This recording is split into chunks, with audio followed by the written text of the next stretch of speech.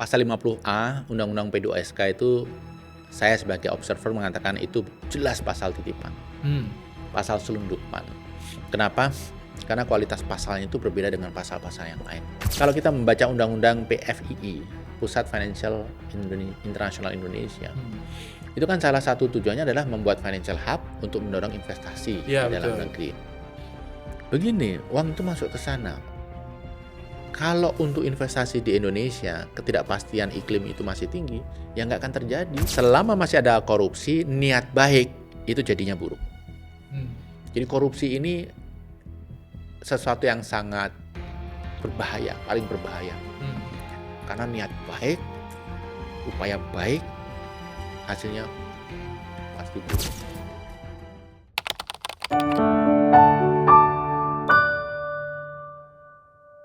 Atau kritik-kritikan terkait dengan pasal 50A Undang-Undang P2SK. Saya baru mau ke situ. Oh iya. Patriot Bond itu. Nah ini akhirnya menjadi pembicaraan di mana-mana dan semoga ada dampaknya.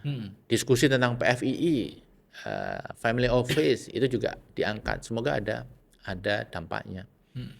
Jadi pemerintah mendengar, ini impresi saya sebagai pengamat yang sering mengkritik.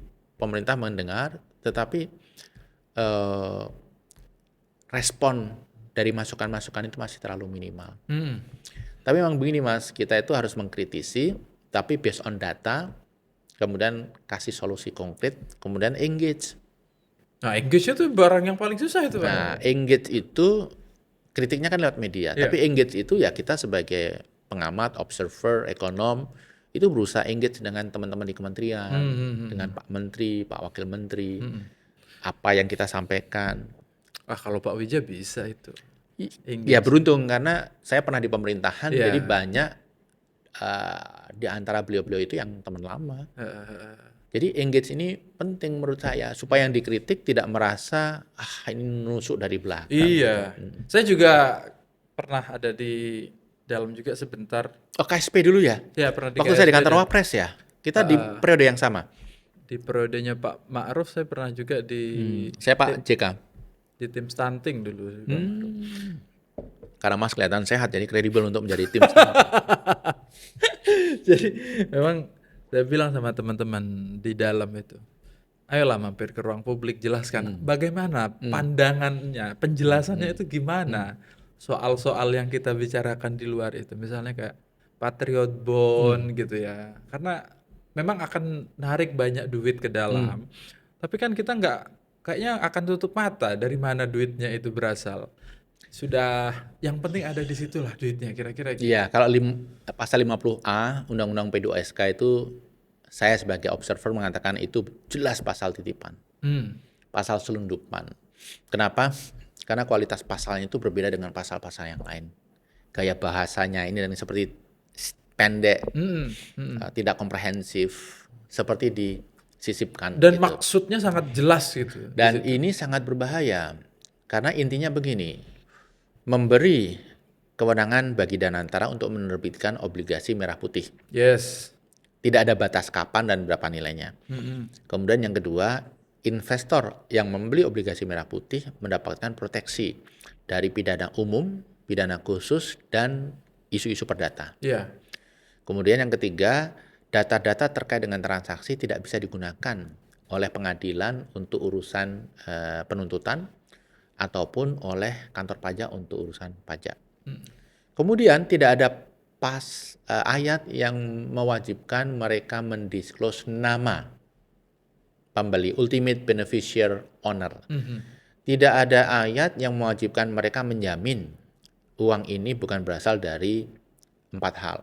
Trafficking, narkoba, korupsi, dan terorisme. Padahal kalau kita bandingkan dengan undang-undang tentang tax amnesty yang dulu selalu kita kritik, enak sekali nih. Mereka yang punya uang gelap gitu. Tax amnesty 1 maupun 2 masih memberikan koridor yang jelas. Misalnya proses tax amnesty dilakukan dari tanggal sekian sampai tanggal sekian. Setelah itu tutup. Anda harus mendisclose nama. Tidak boleh nutup-nutupi siapa yang pemilik uang itu. Namanya tidak menjadi informasi publik, tetapi Kementerian Keuangan dan Ditjen Pajak tahu. Kemudian yang ketiga, harus menjamin bahwa ini bukan uang dari trafficking, terrorism, corruption, dan terorisme. Kemudian ada statement jelas dalam Undang-Undang Tax Amnesty bahwa mereka yang ikut dalam tax amnesty hanya dilindungi dari kasus-kasus terkait pajak. Kalau ada pidana, ada korupsi, yang lain-lain itu tidak dilindungi. Iya, kalau yang ini kan pidana umum dan khusus termasuk. Nah kemudian salah satu amanah dari Undang-Undang 4 2026 tentang revisi P2SK ini, di mana pasal 50A tadi kita sudah bahas, amanahnya adalah Indonesia untuk membangun Pusat Financial Internasional Indonesia, PFII, di mana di dalamnya itu ada family office. Ini akan menjadi semakin sempurna ekosistem pencucian uang di Indonesia.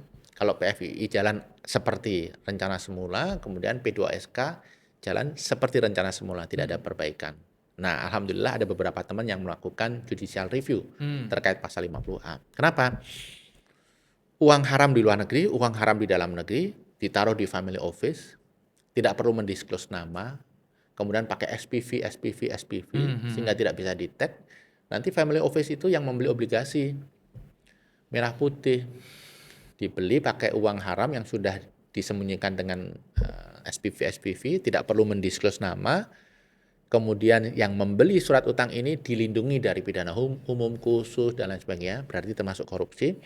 Kemudian uang 100 misalnya dibelikan obligasi merah putih. Yes.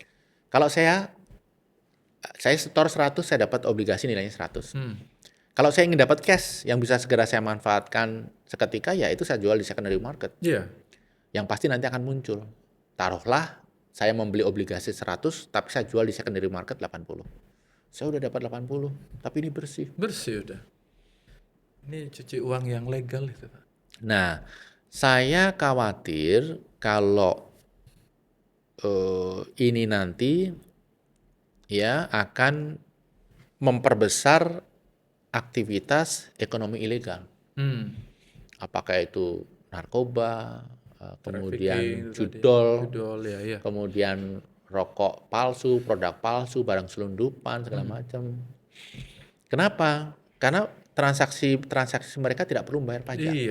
Kalau mereka sudah punya duit, nyucinya ada cara yang disiapkan oleh pemerintah. Nah, dalam satu forum seperti ini, seorang peserta tanya ke saya, Pak, ini kok sepertinya kita sok bersih ya?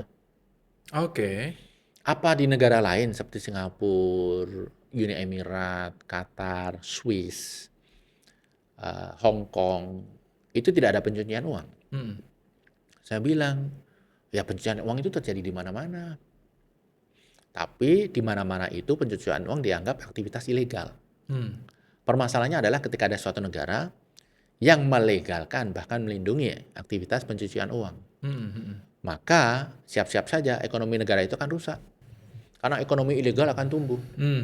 Tidak membayar pajak, tidak menyiapkan pekerjaan yang berkualitas bagi masyarakat. Itu yang pertama. Yang kedua, dunia luar akan mengucilkan kita. Kita bisa aja dikeluarkan dari FATF seperti dulu, di mana transaksi keuangan yang melibatkan Indonesia itu harus direview, harus harus dibatasi, sehingga lebih mahal dan lebih rumit, lebih lama. Nah, kita kan nggak ingin itu terjadi. Kemudian saya memberikan gambaran, Mas, seperti itu loh, lalu lintas itu, Mas. Di seluruh dunia ada itu orang yang melanggar lampu merah. Di Singapura pun ada, di Indonesia banyak. Jadi pelanggaran ada di mana-mana. Tapi permasalahannya adalah ketika satu negara mengatakan bahwa melanggar lalu lintas itu nggak apa-apa. Itu kan merusak tatanan, merusak ekosistem ekonomi formal yang legitimate. Jadi makanya saya termasuk satu di antara, sebenarnya cukup banyak ya, ekonom, observer yang mengkritisi revisi P2SK dan juga undang-undang terkait dengan PFII. Ordal mengatakan, tapi kembali ini hanya informasi saja, tidak perlu dibahas. Berbagai kementerian ekonomi nggak setuju dengan pasal 50A. Hmm. Berbagai menteri ekonomi tidak setuju dengan ide mendirikan PFII. But that's happen. Ya. Berarti ada kelompok tertentu yang powerful, yang bisa mempengaruhi proses sehingga sesuatu yang tidak menguntungkan menurut banyak pihak itu bisa terjadi. Iya. Ini konon kan memang dulu duit-duit begitu itu ditaruh di mana namanya, di Singapura katanya. Artinya ini argumentasi yang dibangun oleh teman-teman yang di dalam ya Pak ya. Teman-teman Ya, yang ya. di dalam. Ini bro, kalau ini ada nanti, jadi uang kotor yang sebelumnya digunakan untuk membesarkan negara-negara lain, dalam hal ini di Singapura, itu bisa ditaruh di manfaatnya buat kita Oke. katanya. Pertanyaannya, buat apa uang yang sudah di Singapura masuk ke Indonesia? Ketika mereka lebih yakin dengan Singapura. Ya juga sih. Ya. Berarti kan orang-orang itu harus diinjak kaki. Nginjak kaki apa buktinya? Gitu ya. Jadi buat apa yang sudah di Hong Kong, Singapura, Swiss itu dibawa masuk ke Indonesia? Ketika situasi di Indonesia juga tidak Tidak menjanjikan. jauh lebih bagus. Oke. Nah, saya khawatir jangan-jangan ini adalah uang-uang kotor dari luar negeri, Eropa Timur, Rusia, Afrika, Timur Tengah, itu yang masuk ke Indonesia lewat family office, dicuci kemudian keluar. Oke. Nah, kalau kita membaca undang-undang PFII, Pusat Financial International Indonesia, itu kan salah satu tujuannya adalah membuat financial hub untuk mendorong investasi di Ya, dalam betul. negeri. Begini, uang itu masuk ke sana. Kalau untuk investasi di Indonesia, ketidakpastian iklim itu masih tinggi, ya nggak akan terjadi. Ya. Jadi PFII itu hanya hub untuk masuk menjadi investasi berkualitas yang menciptakan lapangan kerja, itu Kalau butuh iklim investasi yang bagus. ada kepastian hukum di dalamnya dan seterusnya. Ya, nanti khawatirnya ya ini hanya sekedar untuk mencuci uang atau uang dari family office masuk ke Indonesia kembali. Tercatat terus keluar lagi. Enggak, masuk ke Indonesia dinikmati oleh pemilik yang orang Indonesia. Hmm. Yang mereka tidak membutuhkan return. Begini loh Mas, uang-uang legitimate itu membutuhkan return. Ya. Uang-uang yang dihasilkan dari bisnis-bisnis yang betul. Kenapa? Mereka itu pemiliknya rasional, investasi di tempat yang menghasilkan return tinggi. Betul. Tapi kalau motivasinya bukan return, Kalau motivasinya nyuci, mencuci, nah ini. ya, kecuci separuh lumayan. Nah Mas, yang saya khawatir dengan pasal 50A itu, nanti ini akan supply driven, bukan demand driven. Bukan karena Danantara butuh uang kemudian menerbitkan obligasi merah putih, tapi karena ada orang kelompok tertentu yang punya uang kotor, dia mendesak Danantara untuk menerbitkan surat utang untuk untuk mencuci. dibeli itu. Ya, ini namanya supply driven. driven. Nah, Danantara mau nggak? Ya mau aja. Ada Karena dapat bunganya uang, rendah. ya. Dengan bunga rendah. Bunga rendah. Taruhlah bunga 3%, dapat uang, ditaruh di SBN bunga 7,3%. Iya, udah dapat itu. Atau belikan obligasi asing di Amerika 4,6%. US dollar loh. Jadi hanya 4,6% juga. Perlu ditambahkan juga apresiasi US dollar terhadap rupiah per tahunnya berapa. Oh ya, ya. Nah, jadi ya ini uang mudah bagi Danantara, tapi ini supply driven. Bahayanya apa? Kalau ini supply driven, aktivitas ekonomi ilegal dari judol, pinjol ilegal, dari narkoba, dari Itu akan penyelundupan. berkembang. Karena tumbuh ketika mereka punya uang, nyucinya bisa lewat mekanisme ini yang aman. Dan begini, berbisnis secara ilegal itu seringkali lebih menguntungkan daripada secara legal. Oke. Kenapa? Barang masuk tidak perlu membayar pajak impor. Ya. Proses produksi tidak perlu membayar PPN. Ya. Karyawan tidak perlu membayar PPh individu. Korporasi untung tidak perlu membayar PPh badan. Ketika mengekspor tidak perlu membayar pajak ekspor. Ketika menjual tidak perlu membayar PPN atau sales tax gitu. Tax ini kalau ditumpuk mungkin nilainya bisa 35-40% dari sales. Ya. Jadi berbisnis ilegal tidak perlu kehilangan yang 30% itu. Dan nanti kalau dibutuhkan uang bersih tinggal Cuci cuci. di Nah, sana. proses mencuci itu mahal. Tadi kita sebutkan, masuk 100, keluar di secondary market dapat 80. Terus kehilangan 20. Masih lebih kecil daripada Pajak. iya. Betul, betul. Bahaya sekali nih berarti, Pak ya. Iya, kita narasikan semoga pemerintah mendengar dan ada perubahan. Siap. Wah, kita udah 1 jaman ini, Pak. Gak terasa ya, Nggak terasa. sampai airnya diganti berkali-kali. Tapi memang ya kita butuh ini Pak Winja dan teman-teman eh, pengamat kebijakan publik, ekonomi gitu untuk jelasin ke kita, untuk membantu jelasin ke kita apa sih sekarang yang sebenarnya terjadi kan. Kalau awam kayak saya ini yang suruh jelasin pasal 50A itu, waduh gimana dampaknya ini apa yang terjadi. Kita tahu itu berbahaya tapi kemudian the whole story-nya kita lost di situ.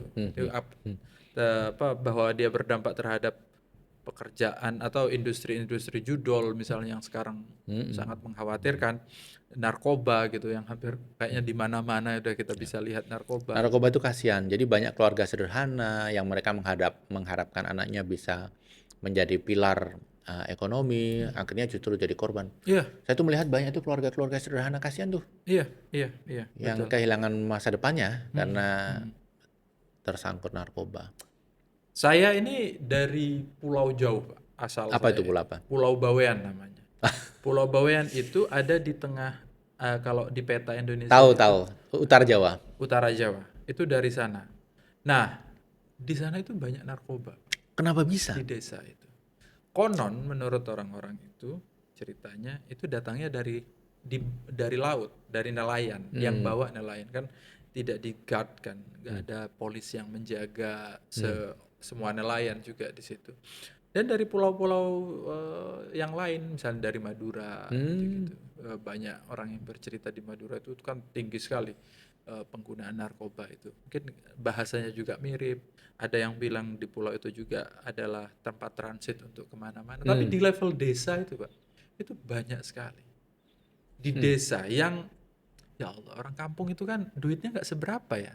Dia paling punya uang sedikit sekali untuk belanja gitu. Kalau di kota kan banyak uang. Orang jualan sesuatu termasuk narkoba mungkin banyak pembelinya. Ini di desa Jangan-jangan uang BLT itu bisa yang jadi. digunakan. Makanya perlu transformasi program sosial dan program subsidi dari program atau subsidi barang ke orang. Dan ketika seseorang sudah menerima BLT itu, dananya hanya bisa digunakan untuk membeli barang-barang yang disubsidi itu. Iya. Jadi terarah. Betul.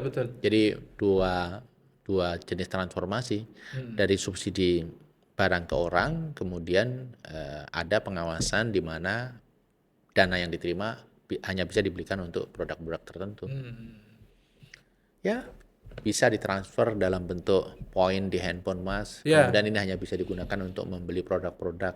Kalau di Malaysia kan sudah KTP-nya itu kan Pak ya. Dia ketika beli, ketika ngetap KTP-nya, oh orang ini punya hak atas subsidi. Oh ya, saya nggak tahu, belum pernah jadi orang Malaysia. Ada banyak teman-teman konten kreator yang namanya itu loh di Malaysia misalnya ke pom bensin, jadi nggak semua orang bisa pertalite gitu.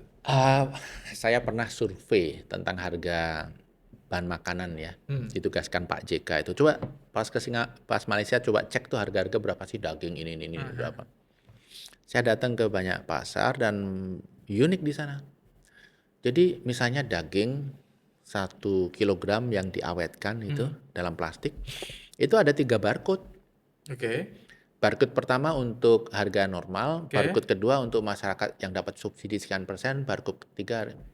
Jadi untuk barang yang sama, orang yang tidak mendapat subsidi membayar harga 100. Tapi kalau saya Dapat subsidi, ya otomatis harganya turun. Dan semuanya pakai teknologi karena pakai barcode ya. Iya. Kalau saya kelompok paling bawah, harganya lebih murah lagi. Jadi satu produk 3 harga. Dan itu, Tapi karena pakai teknologi, jadi tidak ada manipulasi. ya. Kalau nggak pakai teknologi kan saya bisa aja mengaku bahwa saya masyarakat ekonomi paling bawah sehingga dapat harga paling murah. Iya. Itu simple tapi patut ditiru tuh. Iya, itu patut ditiru tuh. Ya kita kalau ngobrol sama jenengan kan agak optimistis Pak ya. Karena capaian kecil-kecil dimention. Iya, ya. Ah, gini, kita jangan lupa juga tadi yang kita diskusikan. Iya. Kita tidak melihat ada masalah karena kita ini besar, self-sufficient, tapi tiba-tiba sebenarnya kita tuh secara relatif Ya, in the long run ternyata turun. kita naik bis, kemudian di bis itu kita merasa nyaman, ini ngobrol dengan teman-teman, kita oke.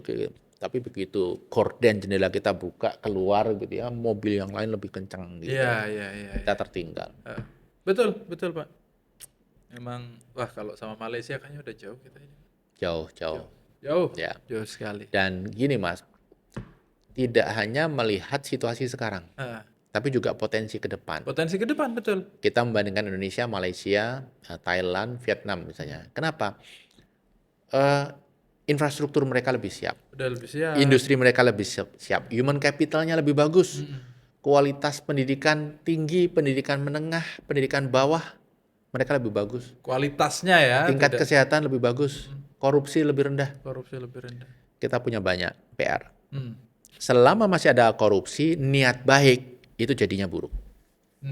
Jadi korupsi ini sesuatu yang sangat berbahaya, paling berbahaya.